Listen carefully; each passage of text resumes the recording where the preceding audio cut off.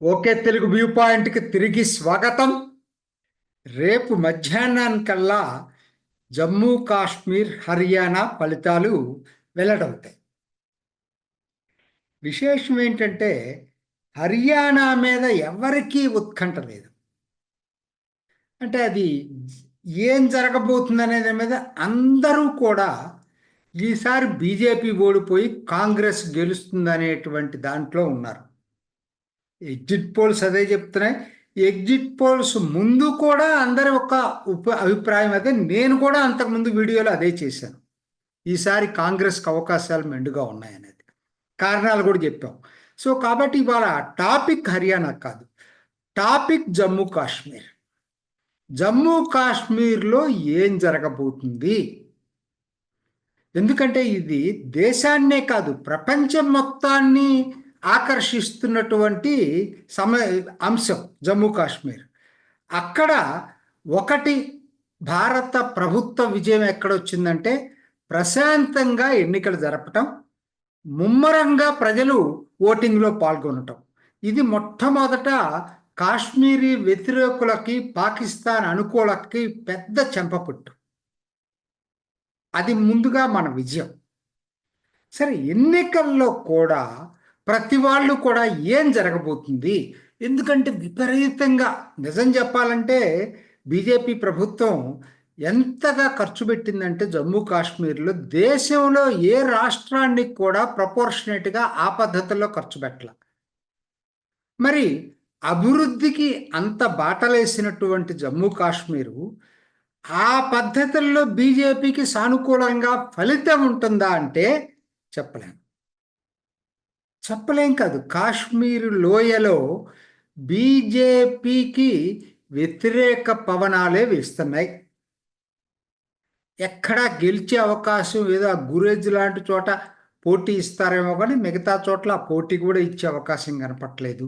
అంటే కాశ్మీర్ లోయ ప్రజలు ఇంటర్వ్యూల్లో కూడా బయటపడింది. అది కొంతమంది ఇంటర్వ్యూలు చేసినప్పుడు కూడా అడిగారు, మీరు మరి మిగతా పీరియడ్తో పోలిస్తే ఈ పీరియడ్లో అభివృద్ధి జరిగిందా లేదా అంటే డెఫినెట్గా అభివృద్ధి జరిగిందండి, దాన్ని కాదనలేం.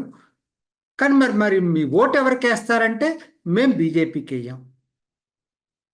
ఇదండి కాశ్మీర్ లోయలో పరిస్థితి. ఇది అభివృద్ధి జరిగిందని ఒప్పుకుంటున్నారు, కాబట్టి అభివృద్ధిని బట్టి మేము బీజేపీకి ఓటు వేయమని చెప్తున్నారు. మరి ఈ లాజిక్కు ఈ రాజకీయాలు మరి తెలిసి మనం ఇది ఒకసారి ఆలోచించుకున్నట్టయితే, సో కాబట్టి అభివృద్ధి జరగటం వల్ల ఓట్లు పడతాయి అనేది ఒక భ్రమ. కాకపోతే అంత మాత్రాన్ని అభివృద్ధిని ఆపేయమని చెప్పట్లేదు నేను. ఇది కాశ్మీర్ ఒక ఉదాహరణ ఎలా జరుగుతుందనే దానికి. మరి ఉత్కంఠ ఎందుకు? మరి బీజేపీ కాశ్మీర్లో లేదు కదా, మరి ఉత్కంఠ ఎందుకు అనొచ్చు మీరు. జమ్మూలో బీజేపీకి అత్యంత బలంగా సీట్లు వచ్చే అవకాశం ఉంది. ఈసారి అసలు పొందికే మారిపోయిందండి. ఒకనాడు కాశ్మీర్లో 46 అసెంబ్లీ సీట్లుంటే కేవలం 37 జమ్మూలో ఉండే. ఈసారి కాశ్మీర్లో 47 సీట్లుంటే 43 సీట్లు జమ్మూలో ఉన్నాయి. అప్పుడు 9 సీట్ల డిఫరెన్స్ ఉంటే ఆ రెండు ప్రాంతాలకి ఇప్పుడు కేవలం 4 సీట్ల డిఫరెన్సే. అంటే జమ్మూ యొక్క ప్రాధాన్యత పెరిగింది. ఇంతవరకు అదివరకు ఎప్పుడు కూడా జమ్మూ అతను ముఖ్యమంత్రి అవుతారని ఎవరు ఊహించాల. ఏదో గులాం నబీ ఆజాద్ వంటి వాళ్ళు, అది కూడా దోడా ఆ పక్కనే ఉన్నటువంటి అనంతనాగ్ పక్కన దోడా నుంచి ఎన్నికైనటువంటి వ్యక్తిగా వచ్చాడు. ఎక్కువగా అంతా కాశ్మీర్, అది వాళ్ళ కాశ్మీర్ గుత్తాధిపత్యం ముఖ్యమంత్రి పదవి అనేది ఉండేది. మరి ఈసారి జమ్మూ అతను అవుతాడా, కాశ్మీర్ అతను అవుతాడా? పోయినసారి ఓటింగ్ ప్యాటర్న్ ఎలా ఉందో ఒకసారి చూసుకున్నారా? పోయినసారి చూసుకుంటే కాశ్మీర్లో 46కి దాదాపు 25 పీడీపీ గెలిచింది. ఎలా గెలిచింది? బీజేపీకి గట్టిగా మేము నిలబడతామని చెప్పి గెలిచింది. కానీ తర్వాత బీజేపీతో పొత్తు పెట్టుకుంది. అప్పటిదాకా మరి అతిపెద్ద పార్టీ అయిన నేషనల్ కాన్ఫరెన్స్ 12 సీట్లే వచ్చింది 46కి. కాంగ్రెస్కి 4 వచ్చినాయి, అదర్స్కి 5 వచ్చినాయి. అదే జమ్మూలో చూసుకునేటట్టయితే 37కి 25 స్థానాలు బీజేపీకి వచ్చినాయి, నేషనల్ కాన్ఫరెన్స్కి 3 వచ్చినాయి, పీడీపీకి 3 వచ్చినాయి, కాంగ్రెస్కి 5 వచ్చినాయి, అదర్స్కి 1 వచ్చింది. చాలా కలగా పొలగంగా ఉంటుంది జమ్మూ కాశ్మీర్ ఫలితం ఎప్పుడు కూడా ఏ పార్టీకి కూడా మెజారిటీ మార్క్ అనేది రావట్లా. ఏ పార్టీకి సింగిల్ లార్జెస్ట్ పార్టీగానే ఎమర్జ్ అవుతున్నాయి. లాస్ట్ టైం పీడీపీ జమ్మూలో వచ్చిన 3తో కలుపుకుంటే కాశ్మీర్లో 25, మొత్తం 28 స్థానాలతోటి అతిపెద్ద పార్టీగా వచ్చింది. కాశ్మీర్లో 0 వచ్చిన జమ్మూలో 25 వచ్చి బీజేపీ 2వ అతిపెద్ద పార్టీగా అవతరించింది. అంటే పోటీ ఆ రెండింటి మధ్య ఉంది. ఈసారి ప్రధాన పోటీ మారింది. ఎందుకనంటే చాలా చాకచక్యంగా నేషనల్ కాన్ఫరెన్స్, కాంగ్రెస్ కలిపి ఒక కూటమిలాగా ఏర్పడ్డాయి. ఎప్పుడు కొయిలేషన్ 1+1 2 అవుతుందో లేదో తెలియదు, కానీ 1+1 1 అయితే కాదు, 1.5 కావచ్చు, 1.8 కావచ్చు, 2.5 కావచ్చు, ఎవరు చెప్పగలరు.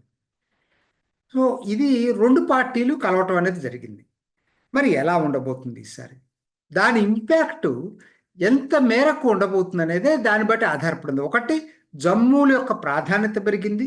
2, కోయిలేషన్ నేషనల్ కాన్ఫరెన్సు దీని కోయిలేషన్ ప్రాధాన్యత ఎంత ఉంది.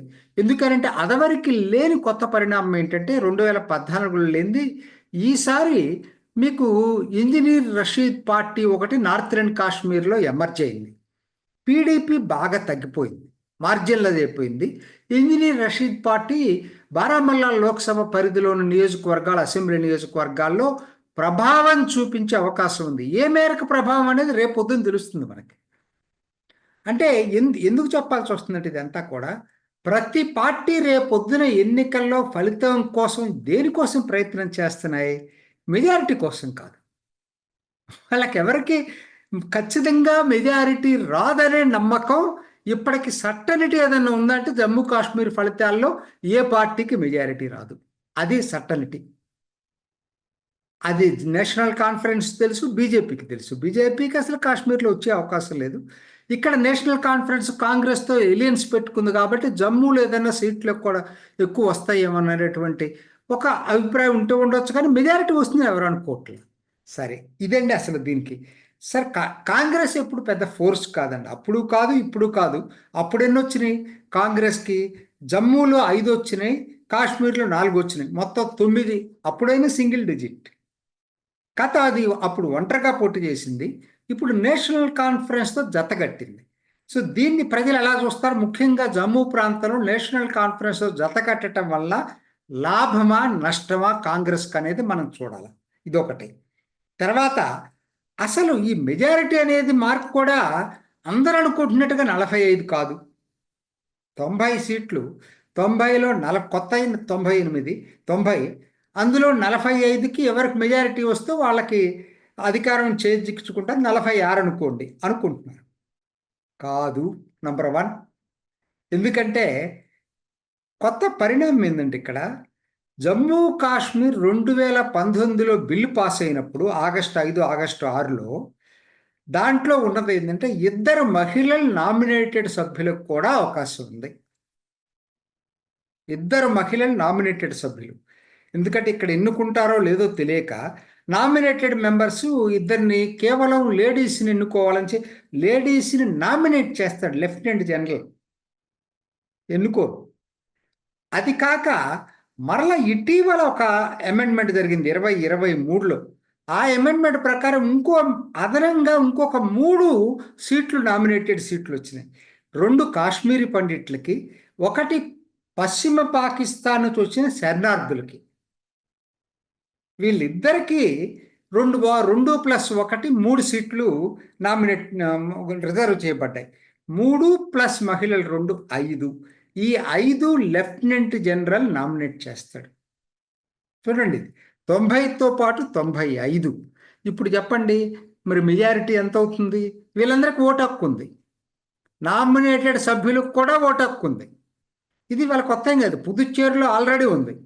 పుదుచ్చేరిలో 2 నామినేటెడ్ సభ్యులు ఉన్నారు, వాళ్ళకి ఓటు హక్కు ఉంది. 2, 3 ఉన్నారు అక్కడ. సో ఇప్పుడు ఏంటి పరిస్థితి? మెజారిటీ 45 కాదు, 48 వస్తేనే మెజారిటీ.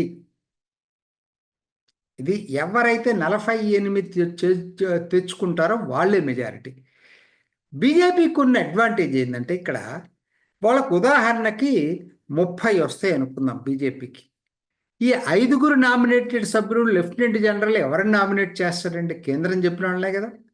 అంటే బీజేపీకి అనుకూలం ఉన్న వాళ్ళే ఈ 5 నామినేటెడ్ సభ్యులు అవుతారు. అంటే 30 వస్తే 35 వస్తుంది, 5 అవుతుంది బీజేపీ స్ట్రెంత్. 28 వస్తే 33 అవుతుంది. అంటే వాళ్ళకి ఒక 5 సీట్లు అదనంగా బీజేపీకి ఆటోమేటిక్గా వస్తాయి. తప్పు ఒప్ప సంగతి కాదు, ఇప్పుడున్న చట్టం సంగతి నేను చెప్తున్నాను. పుదుచ్చేరిలో ఉన్న చట్టమే ఇక్కడ అంటే వాళ్ళకు స్పెసిఫిక్ కేటగిరీస్ పెట్టారు: మహిళలు, కాశ్మీరీ పండిట్సు, ప్లస్ పాకిస్తానీ శరణార్థులు. ఇదండి స్టోరీ, కాశ్మీర్ స్టోరీ. ఇప్పుడు చెప్పండి, ఏం జరగబోతుందంటే ఎందుకు ఉత్కంఠత ఉండదు? 48 ఎవరికన్నా వచ్చింది అనుకోండి, నేషనల్ కాన్ఫరెన్స్, కాంగ్రెస్ కలిపి 48 వస్తే అసలు గొడవే ఉండదు, వాళ్ళే గవర్నమెంట్ ఫామ్ చేస్తారు. బీజేపీకి వచ్చే అవకాశం లేదు. అది రానప్పుడు బీజేపీ ఆశల్లో ఏంటంటే, అది రానప్పుడు హంగ్ అసెంబ్లీ ఏర్పడినప్పుడు వీళ్ళకి అవకాశం ఉండొచ్చు, వీళ్ళు రోల్ ప్లే చేయొచ్చు అని అనుకుంటున్నారు. ఒకవేళ 30 బీజేపీకి వస్తే 43కి 30 ఛాన్సెస్ ఉన్నాయి. 30 మరీ ఎక్కువేం కాదు, అది వాళ్ళు 35 దాకా కూడా అవకాశం ఉంది అనుకుంటున్నారు. 30 వేసుకుందాం, 30కి ప్లస్ 5 జాయిన్ అవుతాయి, 35 అవుతాయి వాళ్ళకి. అంటే వాళ్ళకి ఎంత కావాలి? ఇంకా 13 కావాలి. అంటే ఇప్పుడు పీడీపీ నిన్న ఏం చెప్పింది? మొదట్లో నిన్నేమో ఒక స్టేట్మెంట్ వచ్చింది ఏంటంటే, వాళ్ళ సీనియర్ లీడర్ ఒక అతను, మేము ఎటువంటి పరిస్థితుల్లో బీజేపీతో కలవం, నేషనల్ కాన్ఫరెన్సు కాంగ్రెస్తో కలుస్తాం, సెక్యులర్ పార్టీస్తో అన్నాడు. ఇవాళ మహబూబా ముఫ్తా కూతురు, ముఫ్తీ కూతురు ఇల్తిజా ముఫ్తీ ఒక ప్రకటన ఇచ్చింది: మేము ఫలితం వచ్చిందాకా ఏమిటి అనేది ఎవరికి చెప్పాం, వచ్చిన ఫలితాలను బట్టి మేము డిసైడ్ చేసుకుంటాం. అంటే ఇప్పుడే మొదలైపోయింది, అప్పుడే ఏం జరుగుతుంది అనేది. సో ఏం జరుగుతుంది? మెజారిటీ వచ్చే అవకాశాలు బహు తక్కువ, 48. కాబట్టి ఏం జరుగుతుంది అనేది మాత్రం ఎవరికి అర్థం కానిది ఉంది. హర్యానా ఎవరికి ఆశ్చర్యకరమైన ఫలితాలు ఏమి ఎక్స్పెక్ట్ చేయట్లేదు, కానీ జమ్మూ కాశ్మీర్ మాత్రం అసలు ఎవరు చెప్పలేకపోతున్నారు ఏం జరుగుతుంది అనేది. చివరగా ఒక్క మాట అండి, అసలు ఒక వర్గం ఇంకొక వాదన చేస్తూ ఉంది. ఏంటంటే ఈ ట్విట్టర్లో ట్రోల్ అవుతూ ఉంది. అవును, అసలు మరి ట్యాక్స్ పేయర్స్ మనీ మిగతా రాష్ట్రాలకు ఖర్చు పెట్టకుండా ఇక్కడ ఎక్కువ ఖర్చు పెట్టారు కదా కాశ్మీర్లో. ఎందుకంటే 2 AI ఎక్కడ ఏ రాష్ట్రానికి లేవు, 2 AI ఎయిమ్స్ ఇచ్చారు వాళ్ళకి, ఐఐటి ఇచ్చారు, ఐఐఎం ఇచ్చారు. ఒకటేమిటండి వాళ్ళకి అసలు మెడికల్ కాలేజ్ సీట్స్ కూడా బ్రహ్మాండంగా పెంచారు.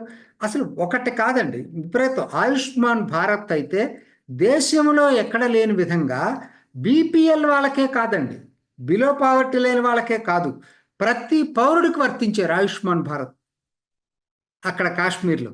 ఇన్ని బెనిఫిట్స్ వచ్చినా మరి ఓటు వరకు వచ్చేసరికి మాత్రం మరి బీజేపీకి వేయమని చెప్పి భీష్మించుకుంటున్నారంటే అర్థం ఏంటి? కాశ్మీర్ లోయ సంగతి నేను చెప్తున్నా, జమ్మూ సంగతి కాదు.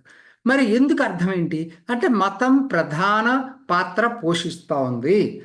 మేము వాళ్ళు అడిగితే ఇంటర్వ్యూలో చెప్తున్నారు, అవునండి మాకు అదివరకు కన్నా బెటర్ బెనిఫిట్స్ వచ్చినాయి, దాంట్లో కరెక్టే, నేను కాదంటలేదు. మరి ఓటేయచ్చు కదా అంటే, ఓటు మేము ఆలోచించుకుంటామండి ఓటేయటానికి. సో దీని మీద చాలా వాదనలు ఉన్నాయి.